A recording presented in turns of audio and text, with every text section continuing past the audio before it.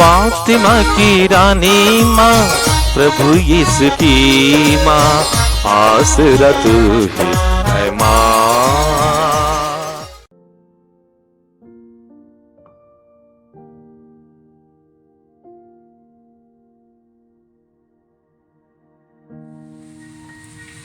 पहला पाठ गलातियों के नाम संत पौलुस का पत्र, अध्याय 1, पद संख्याएं 13 से 24 तक। आप लोगों ने सुना होगा कि जब मैं यहूदी धर्म का अनुयायी था तो मेरा आचरण कैसा था। मैं ईश्वर की कलीसिया पर घोर अत्याचार और उसके सर्वनाश का प्रयत्न करता था। मैं अपने पूर्वजों की परंपराओं का कट्टर समर्थक था और अपने समय से बहुत से यहूदियों की अपेक्षा हमारे राष्ट्रीय धर्म के पालन में अधिक उत्साह दिखाता था।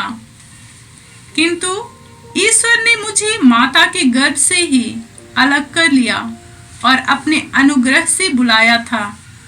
इसलिए उसने मुझ पर और मेरे द्वारा अपना पुत्र प्रकट करने का निश्चय किया, जिससे मैं गैर यहूदियों में उसके पुत्र के सुसमाचार का प्रचार करूं। इसके बाद मैंने किसी से परामर्श नहीं किया और जो मुझसे पहले प्रेरित थे उनसे मिलने के लिए मैं यरूशलेम नहीं गया, बल्कि मैं तुरंत अरब देश गया और बाद में दमिश्क लौटा। मैं 3 वर्ष बाद केफस से मिलने यरूशलेम गया और उनके साथ 15 दिन रहा। प्रभु के भाई याकूब को छोड़कर मेरी भेंट अन्य प्रेरितों में से किसी से नहीं हुई। ईश्वर मेरा साक्षी है कि मैंने तुम्हें जो लिखा है वह एकदम सच है। इसके बाद मैं सीरिया और सिसिलिया के प्रदेशों में चला गया।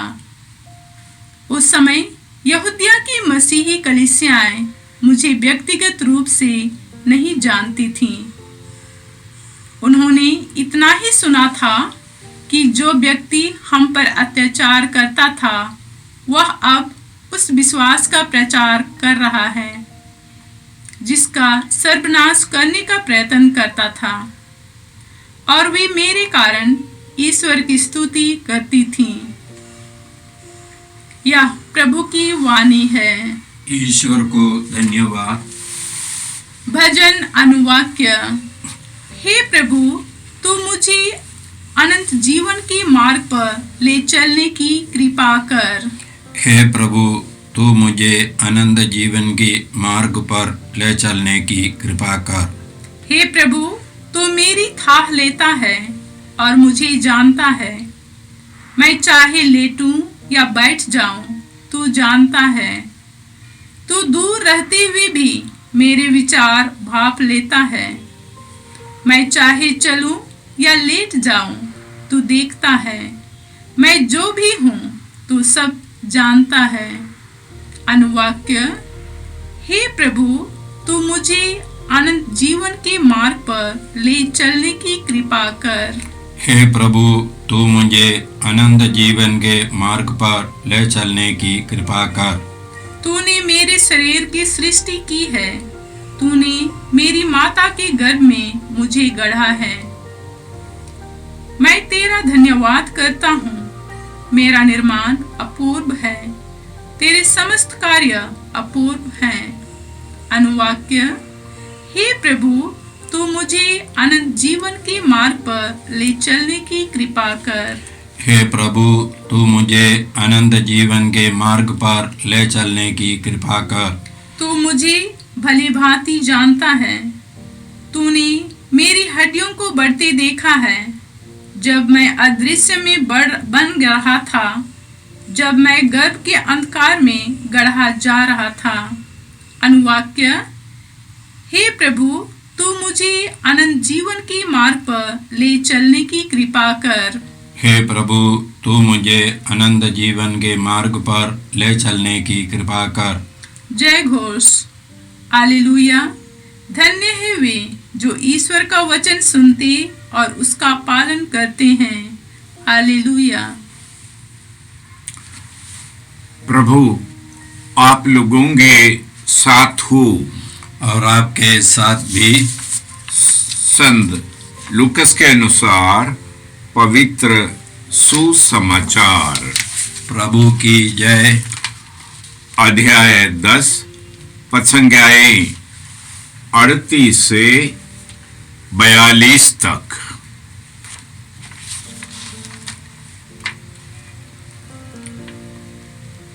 यीशु यात्रा करते करते एक गांव आए और मार्था नामक महिला ने अपने यहाँ उनका स्वागत किया। उसके मरियम नामक एक बहन थी जो यीशु के चरणों में बैठकर उनकी शिक्षा सुन रही। परंतु मार्था सेवा सत्कार के अनेक कार्यों में व्यस्त थी। उसने पास आकर कहा, प्रभु, क्या आप यह ठीक समझते हैं कि मेरी बहन सेवा सत्कार के पूरा भार मुझ पर ही छोड़ दिया है? उससे कहिए कि वह मेरी सहायता करे। प्रभु ने उससे उत्तर दिया, मार्था, मार्था, तुम बहुत सी बातों में चिंतित हो और व्यस्त हो, फिर भी एक ही बात आवश्यक है। मरियम ने सबसे उत्तम भाग चुन लिया है, वह उससे नहीं लिया जाएगा। यह प्रभु का पवित्र सुसमाचार है। क्रिस की जय। प्रिय भाई बंधु, आज के सुसमाचार हमें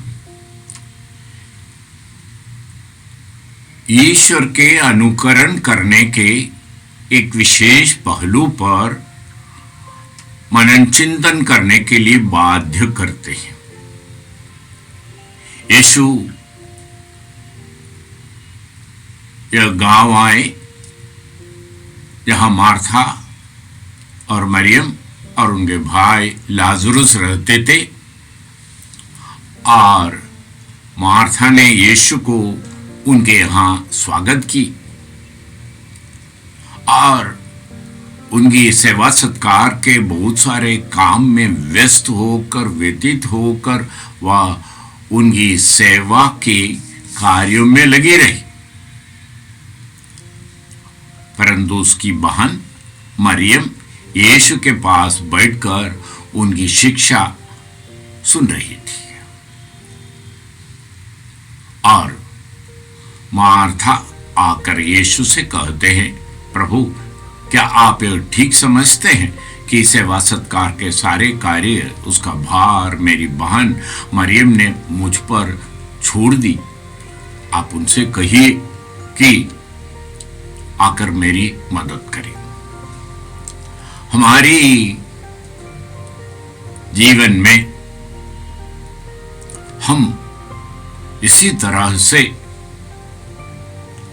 बहुत सारी व्यवस्था का प्रावधान करने में लगे रहते हैं, और हमारे लिए हमारे जीवन के बारे में कई प्रकार की योजनाएं हैं, और वो योजनाओं को पूरी करने के लिए हम व्यस्त रहते हैं,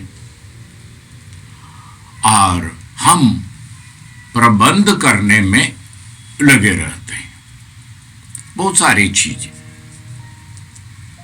और हम ईश्वर से परामर्श करना, ईश्वर की ओर कान लगाना, उससे अधिक हमारी योजनाओं पर, हमारी पद्धति पर, हमारी व्यवस्था पर आश्रय रखते हैं और उसे पूरी करने की चेष्टा में लगे रहते हैं। परंतु प्रभु ने मार्था को उत्तर दिया, मार्था मार्था, तुम बहुत सारी चीजों में व्यस्त और व्याकुल हो, परंतु एक चीज आवश्यक है। मरियम ने उत्तम भाग चुन लिया और वह उससे नहीं लिया जाएगा।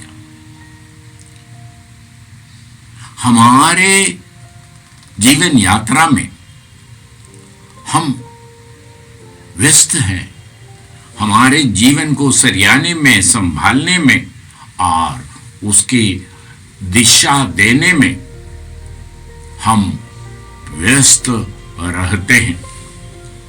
परंतु ईश्वर की ओर कान लगाकर, उनसे परामर्श करके उनको पूरा करने में हम समय नहीं निकाल पाते। हम जानते हैं अय्यूब के ग्रंथ में 2 अध्याय में हम पढ़ते हैं, अय्यूब के सारी परीक्षा होने पर अय्यूब ईश्वर की निंदा नहीं की। आखिर में उनके पूरे शरीर को फोड़ों से भर दिया और दुर्गंध आने लगे। उनके दोस्त मित्र उनके पास नहीं आ पा रहे थे। उनकी पत्नी भी थक गई और उनकी पत्नी अय्यूब से कहते हैं, तुम अभी तक अपने को धर्मी मानते हो, ईश्वर को कोसो और मर जाओ।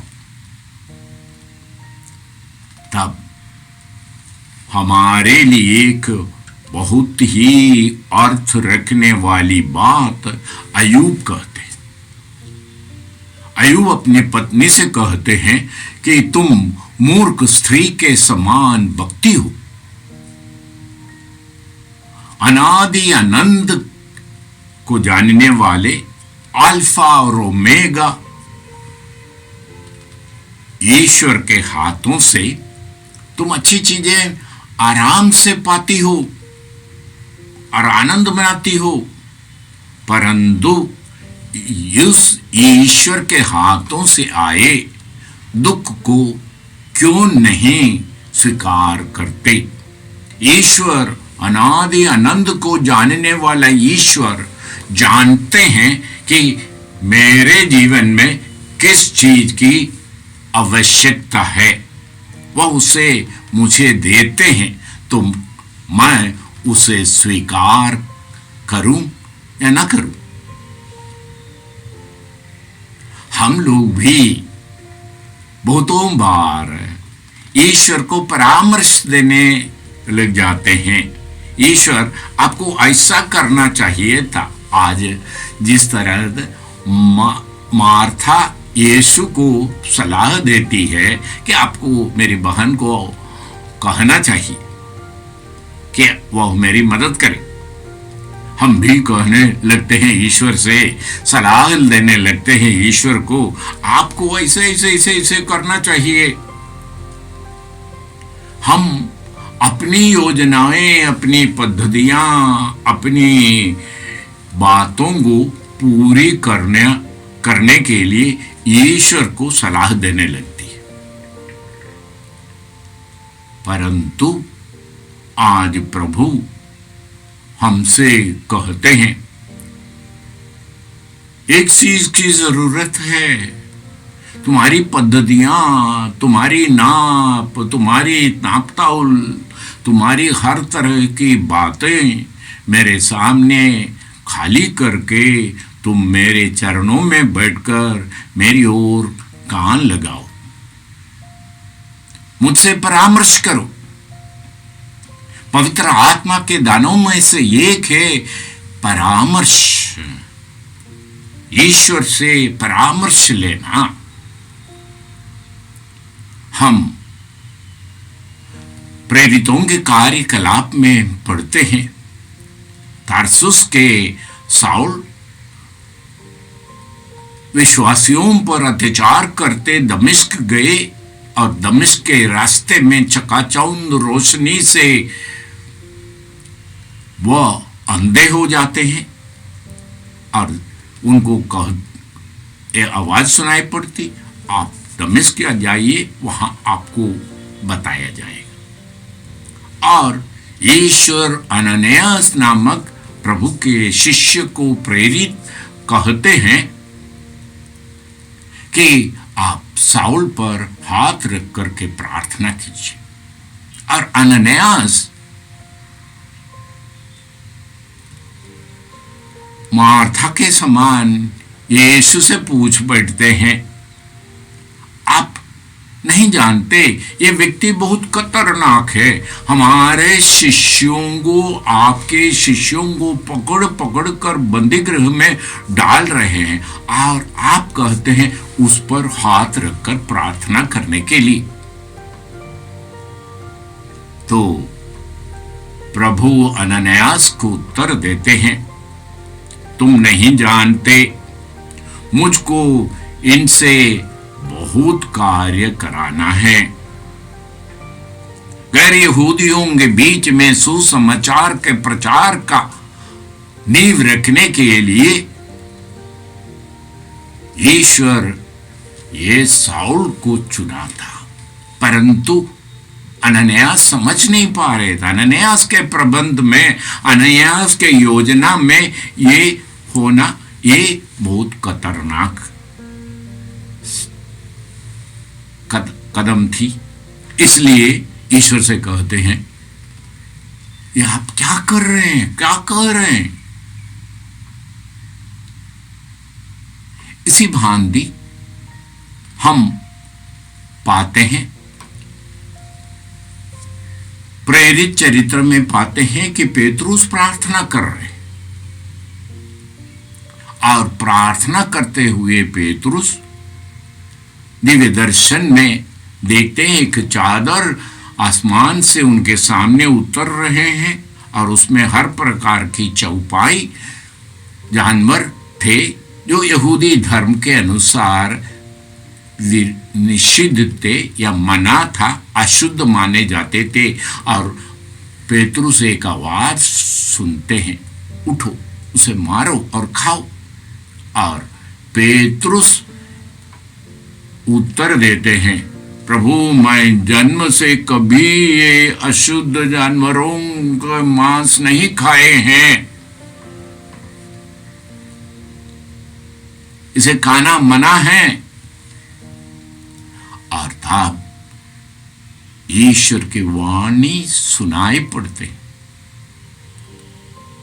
जिसे ईश्वर ने शुद्ध ठहराया है, सृष्टि किए, उसे अशुद्ध करने वाले, कहने वाले तुम कौन हो।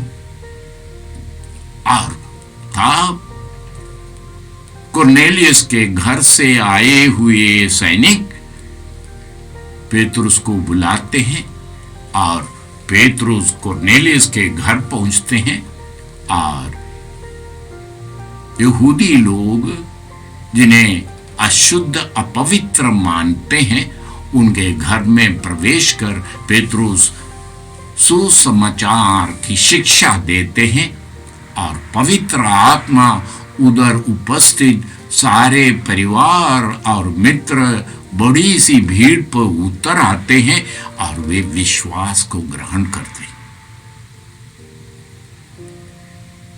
हमारी पद्धतियां, हमारी योजनाएं हमें एक तरह ले जाते हैं और दूसरी तरह ईश्वर कहते हैं तुम मेरी ओर कान दो। वही आवश्यक है।